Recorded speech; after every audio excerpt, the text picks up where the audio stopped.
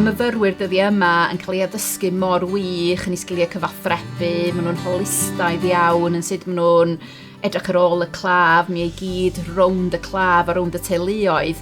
Felly dwi'n meddwl mae'r feedback mor bositif achos maen nhw'n treulio bod nhw'n cael digon o amser, bod rhywun wir yn gwrando yn nhw, bod nhw'n gallu siarad fo a chyfathrebu hefo ni drwy'r fyfyrwraig.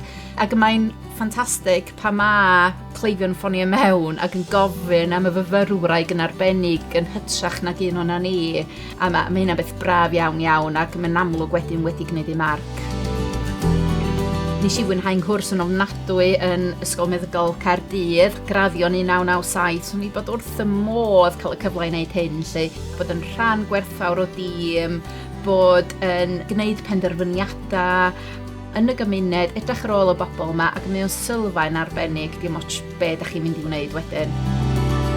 Mae'r rhaglen yma yn amlwg yn unigryw ac yn creu meddygon arbennig iawn. Maen nhw'n gweld beth sy'n bwysig i bobl, beth sy'n bwysig i deuluoedd, sut mae bod yn barchu, sut ydyn ni'n disgwyl i'r ysbyty edrych ar ôl yn pobl ni, bobl na da ni'n meddwl y byd ohonyn nhw. Ac felly mae hynny jyst yn rhoi y sylfaen arbennig o gadarn yma ar gyfer y dyfodol. Da ni'n dysgu lot yn hunan, mae'n rhoi ffocws gwahanol i ni, mae o'n rhoi y brwdfrydedd na i ni, mae o'n gwneud i ni sylweddoli bod ni yn gwneud pethau'n oce, a bod yn rôl ni fel addysgwyr hefyd yn andros o bwysig, mae o'n brofiad arbennig.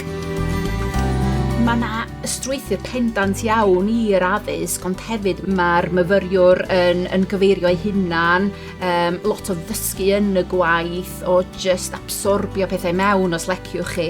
Da ni yn rhoi yr sgiliau i gyd, y sgiliau holistaidd, y dealltwriaeth o sut mae'r NHS yn gweithio, o sut mae gofal cymdeithasol yn gweithio, a'r tîm aml ddisgyblaeth.